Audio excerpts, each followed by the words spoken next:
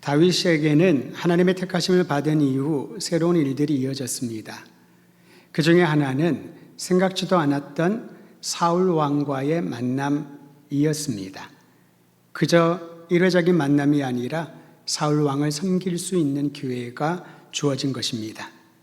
하나님께서 사울 왕을 떠난 이후에 악한 영이 사울을 괴롭혔다라고 말합니다. 다시 말하면 사울은 정신적으로 혼란에 빠졌고 행동도 이상 행동을 수시로 보이기도 했습니다. 그 모습을 보고 있던 신하들은 사울 왕에게 제안을 하지요. 좋은 음악을 들으면 도움이 될 거예요 라고 말입니다. 그 말을 듣고 이스라엘 전역에 악기를 잘 다루는 사람, 또 음악에 재능이 있는 사람을 찾아보았는데 놀랍게도 이새의 8아들 중에 막내였던 다윗이 수금을 잘 타더라 라는 소문이 신하들에게 들려졌습니다. 그래서 다윗이 사울을 만나게 된 것이죠. 다윗이 사울 앞에서 수금을 연주하자 사울 왕을 그토록 괴롭혔던 악령이 떠나가고 평안을 누렸다고 합니다. 하나님의 놀라운 기적이 일어난 것입니다. 그로부터 사울 왕은 자신에게 도움이 되는 다윗을 호의적으로 대하면서 가까이에 두었습니다. 그가 수금을 연주할 때마다 악한 영이 떠나는 것을 사울 본인이 경험했으니 참 다윗을 사랑스럽고 귀하게 여겼던 것이지요. 다윗에게 일어난 또 다른 사건이 있습니다. 이스라엘 국가가 위기에 처했을 때 일어난 일입니다. 블레셋이 전쟁을 본격적으로 일으키려고 대군을 집결했습니다. 그리고 이스라엘을 향하여 움직입니다. 그 소식을 들은 사울 왕은 온 이스라엘 군대를 모아서 엘라 골짜기란 곳에 진을 치고 블레셋 군대와 대치를 했습니다. 성경에 기록된 당시 상황을 읽어보면은 숫자에 상관없이 이스라엘 군대가 절대적인 열세에 놓여 있음을 우리는 확인할 수 있습니다. 사무엘상 17장에 그 내용이 쭉 기록되어 있지요. 그런데 더 기이한 것은 블레셋이 군사력이라던가 여러 가지 측면에서 강했지만은 고도의 전략을 사용해서 자국 군인들이 한 사람도 해를 입지 않도록 아무런 피해 없이 이스라엘을 점령하려고 하는 전략을 사용했다는 거죠. 그것은 골리앗을 등장시킨 일에서 볼 수가 있습니다. 골리앗의 등장 자체만으로 이스라엘 군인들은 두려움에 빠져버렸습니다. 블레셋이 자랑하는 용사 골리앗은 하나님을 대적하는 이 땅의 세력들을 예표한다고 볼 수가 있죠. 여러분, 성경에 기록된 골리앗에 대한 묘사를 보면은 듣기만 하더라도 그의 외모로부터 압도하는 모습을 보여줍니다. 키가 거의 3m에 육박하는 거인이었다고 합니다. 다른 사본에 보면은 3m까지 안 가더라도 2m 20에서 30 정도. 여러분, 우리 교회도 키 크신 분들이 몇 분 계십니다만은 2m 넘는 사람은 아직까지는 없습니다. 2m 20, 30, 아니 3m에 가까운 사람이 있다고 해보십시오. 그 자체만으로 압도당하는 모습이었던 거지요. 게다가 그는 청동 투구와 또 무릎을 보호하는 각반을 청동으로 찼고 노수로 만든 갑옷을 입었는데 무게를 측량해 보니 짐작으로 60kg 이상 정도가 되는 거였습니다. 그것이 끝이 아니었습니다. 어깨에는 단창을 매달았고 배틀채 같은 창을 들었는데 여러분, 그 창의 날만 하더라도 최소한 7에서 8kg에 달했다고 하니 그 창 전체는 15에서 20kg 정도가 들렸을 겁니다. 가로 운동을 위해서 여러분 집에 아령 2kg, 3kg짜리 있으시죠? 1kg짜리가 많을 겁니다. 그거를 한 5분, 10분, 30분 정도는 할 수가 있겠습니다만은 한 손에 20kg에 육박하는 그 아령과 그 무거운 것을 든다면은 사람이 견뎌내지 못할 겁니다. 그런데 골리앗에게는 이와 같은 무게의 창이나 또는 갑옷이 전혀 힘들어 보이지 않을 정도로 전신갑주를 입고 사람들 앞에 등장했습니다. 전쟁터에서 골리앗의 주된 역할은 상대에게 싸움을 거는 인이었습니다. 골리앗은 이스라엘 군사 중에 한 사람을 보내 자신과 싸우자고 말합니다. 그래서 대결을 펼쳐서 패자가 승자의 나라의 종이 되는 것을 일방적으로 제안합니다. 여러분, 운동에도 체급이 다 있잖아요. 몸무게가 비슷하거나 몸 상태나 그게 비슷해야 싸울 수가 있지. 3미터에 육박하는 이 거인, 수많은 전투에서 승리를 맛보았던 이 용사와 이스라엘 군인들 중에 어느 사람이 대적할 수 있겠습니까? 골리앗은 여호와 하나님과 이스라엘의 군대를 모욕하면서 자신의 제안에 응하라고 강요합니다. 한 번이 아니었습니다. 성경을 읽어보니 40일 동안 아침 저녁으로 사람들 앞에 나타나서 똑같은 얘기를 하는 거예요. 하나를 보내라. 하나를 보내라. 나와 싸워서 승자가 패자를 지배하리라. 40일 동안 같은 얘기를 듣고 그 무시무시하고 야만스러운 장수를 보는 것만으로도 이스라엘 군대의 사기는 진작에 꺾였을 것입니다. 골리앗의 연포에 사울왕과 이스라엘 군사들은 겁에 질려 크게 낙심했습니다. 두려움을 이용한 고도의 심리전은 제대로 적중했던 것이지요. 성도 여러분, 이러한 상황에 어느 누구가 나가서 싸우겠다고 자원할 수 있겠습니까? 그런데 다윗이 마침 그 현장에 그 모습을 목격했습니다. 다윗은 군인으로 징집이 되어 전쟁터에 나온 것이 아니었습니다. 그는 어렸습니다. 10대 중반의 소년으로 보입니다. 이세의 8아들 중에 3명의 장성한 아들들만 군대에 들어갔고 그 3아들들의 안부를 알아보기 위해서 아버지 이세의 명령을 따라 전쟁터에 음식 조금 가지고 왔을 뿐입니다. 다윗이 이스라엘 군대와 블레셋 군대가 대치하고 있는 엘라 골짜기에 이르렀을 때 골리앗이 싸움을 걸며 거만하게 떠드는 소리를 눈으로 보고 귀로 들었습니다. 골리앗의 조롱과 위협 앞에 이스라엘 군인들이 크게 떨며 두려워하는 모습도 보았습니다. 분명히 왕이 있었지만 사울 왕이 한마디도 지시하지 못하는 그 상황도 보았습니다. 왜 그랬을까요?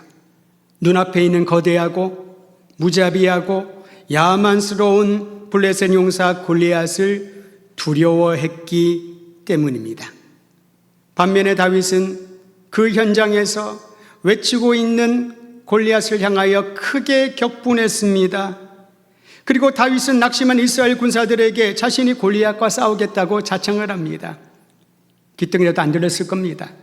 오히려 큰 형은 다윗이 온 것 자체로 굉장히 마음이 불편하고 그를 꾸짖고 책망을 하게 되지요. 전쟁 구경하러 왔니 막내야. 지금은 그런 상황이 아니다. 조롱까지도 합니다. 하지만 다윗은 분명히 결심을 했습니다. 그의 결심이 입에서 입으로 옮겨 사울 왕의 귀에까지 들리게 되어 사울을 만날 기회를 얻게 되었습니다. 사울과 다윗은 첫 번째 만남이 아니었습니다. 이미 악령에 시달리던 다윗을 도와주기 위하여 수금으로 연주했던 다윗이었습니다. 그때의 모습은 어린 소년의 모습이었는데 이제 자신 앞에 있는 다윗이 동일한 사람이었지만은 저 거대한 용사 골리앗과 싸우겠다라고 말하면서 사울을 설득을 합니다. 그 내용을 사무엘상 17장 36절 37절은 이렇게 기록하고 있습니다. 제가 읽어드리죠.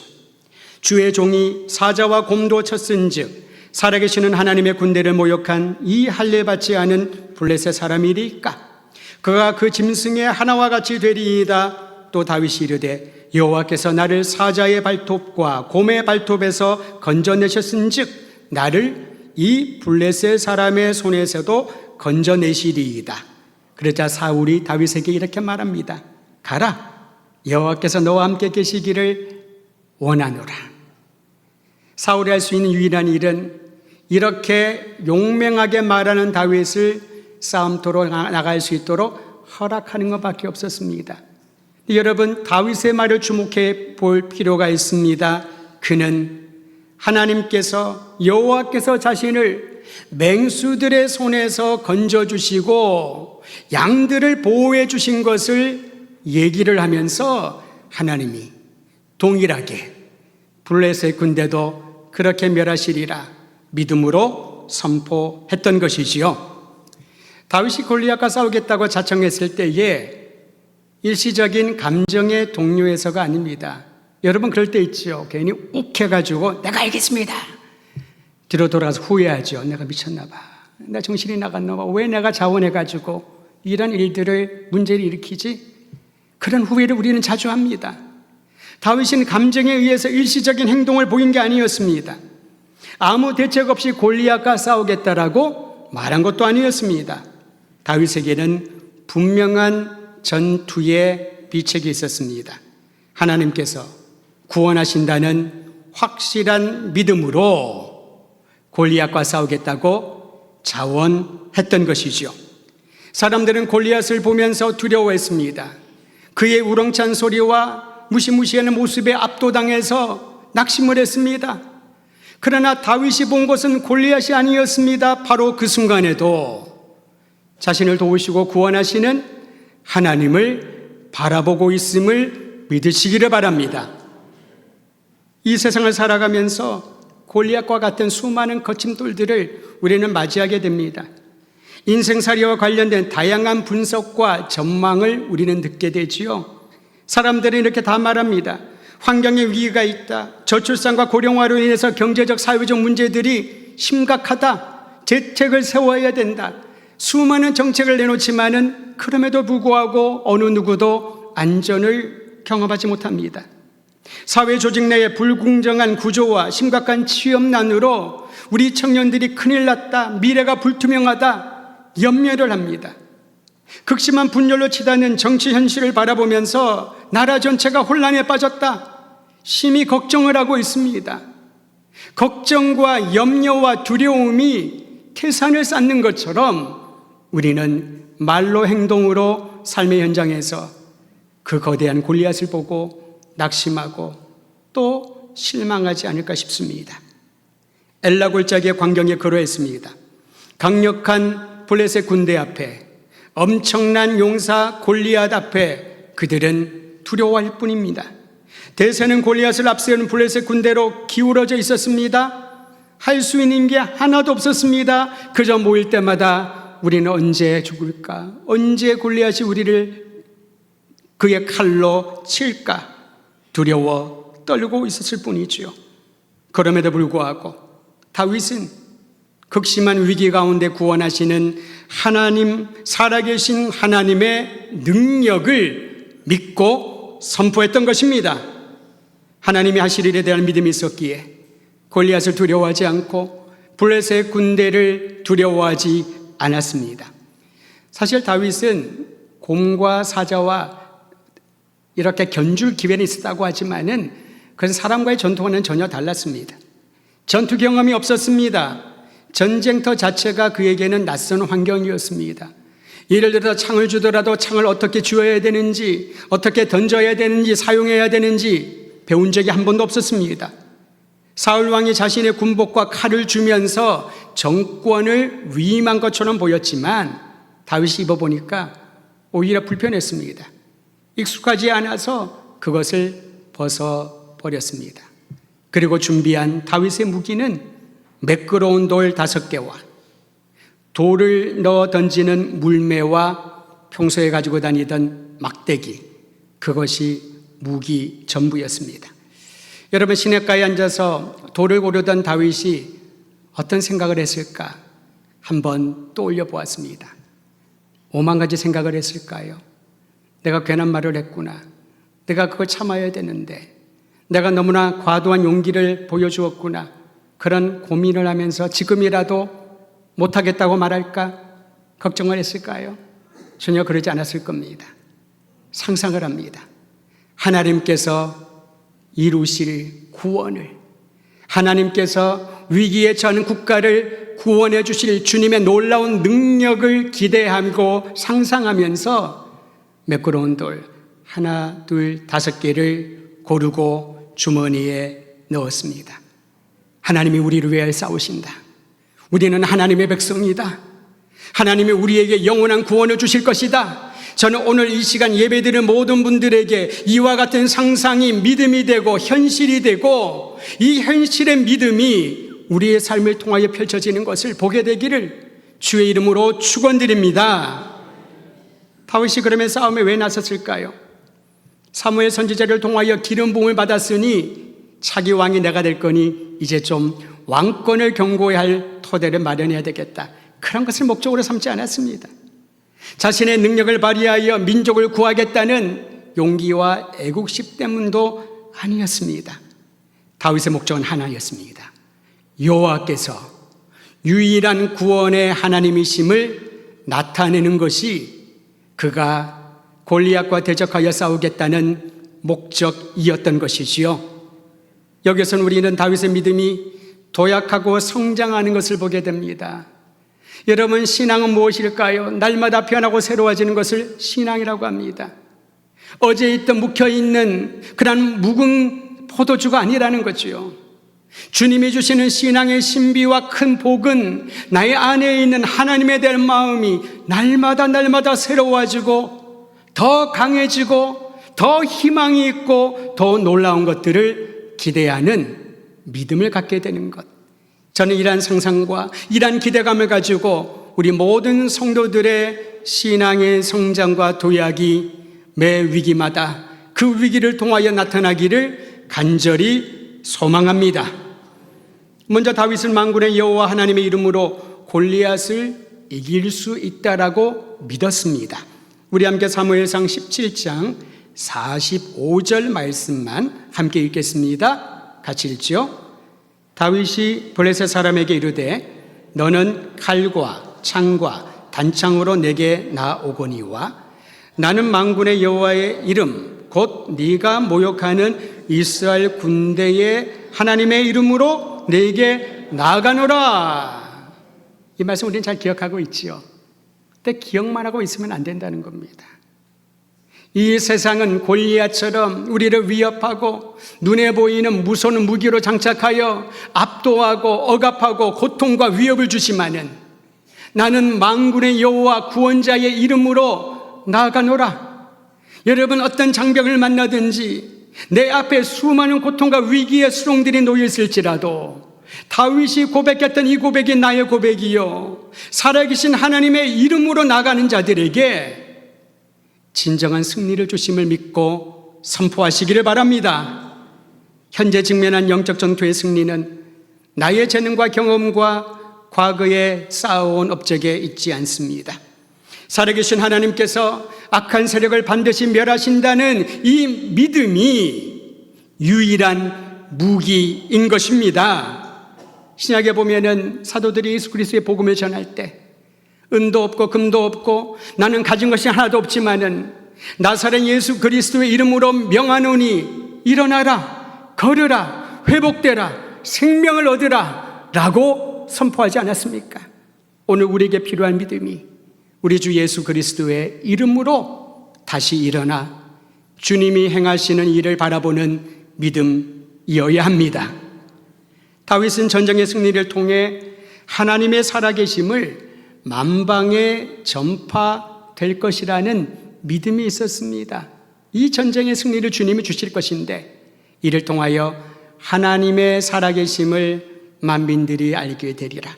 우리 함께 사무엘상 17장 46절 말씀 46절만 읽습니다. 시작. 오늘 여호와께서 너를 내 손에 넘기시리니 내가 너를 쳐서 네 목을 베고 블레셋 군대의 시체를 오늘 공중의 새와 땅의 들짐승에게 주어 온 땅으로 이스라엘의 하나님이 계신 줄 알게 하겠고, 이 말씀의 핵심은 뒷부분에 있습니다. 너희가 전쟁에 패함으로 온 땅으로 하여금 하나님께서 이스라엘과 함께함을 알게 하리라. 여러분, 저는 이런 모든 삶의 여정에서 믿음의 간증들이 있어지기를 간절히 소망합니다. 어떤 분들은 간증이 있으세요? 간증 좀 나눠주세요. 그러면은 저는 간증 없어요. 제가 30년 동안 특별한 일 없이 그냥 교회 열심히 다녔을 뿐이에요. 간증에 대한 오해가 있어서 그렇습니다. 우리가 생각하고 떠올리는 간증은 기적과 같은 초자연적인 어떤 역사를 경험해야 간증이라고 말을 합니다. 죽었다가 살아나는 경험, 그런 어떤 특별한 경험이 있어야 간증이 될 만하다라고 말을 하죠. 그래서 진정한 신앙의 간증은 하나님이 살아계심을 내 삶을 통하여 경험하고 나타내 보이는 것입니다.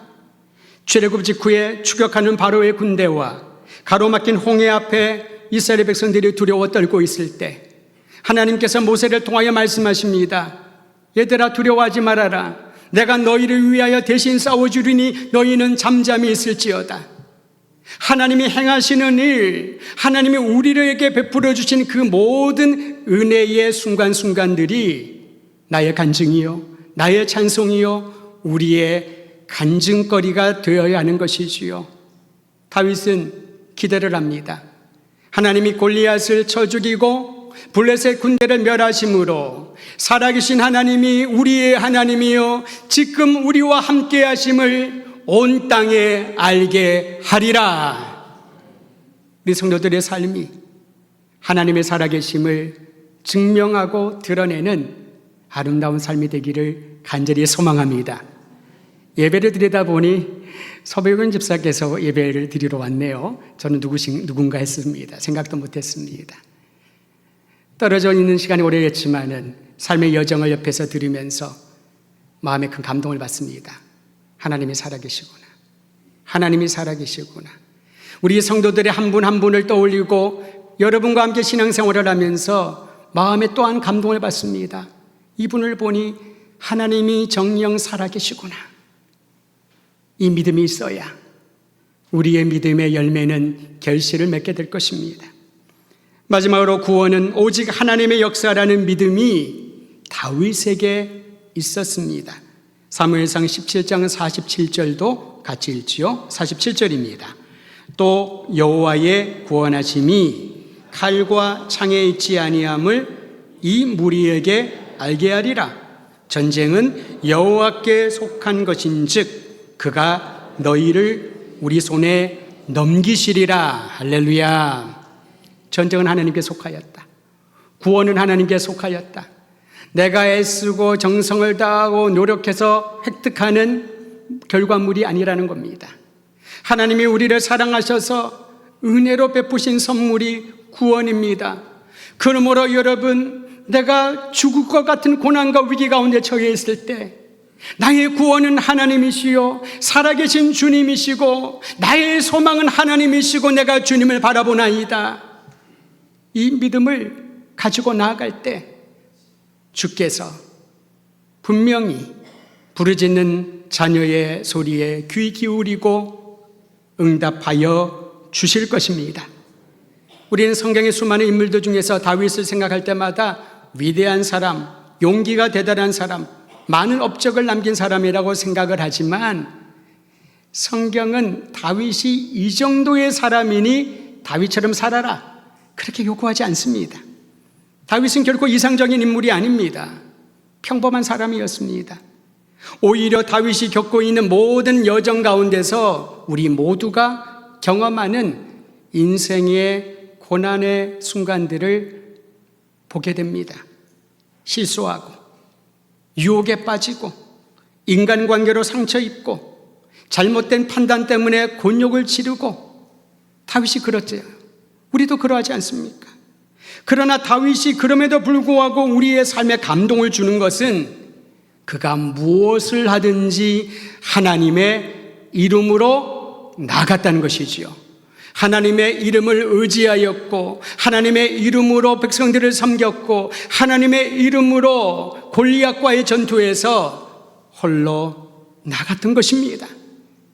험난한 이 시대를 살아가면서 수많은 소리들은 절망과 낙심을 주는 뉴스들로 가득 차 있지만은 그럼에도 살아계신 하나님을 믿고 그분의 이름으로 나아가는 성도들에게 주님이 주시는 참된 구원과 영원한 평강이 있음을 믿고 오늘도 내일도 주님 배없는 그날까지 믿음의 창가, 승리의 창가를 부르기를 우리 주의 이름으로 축원드립니다.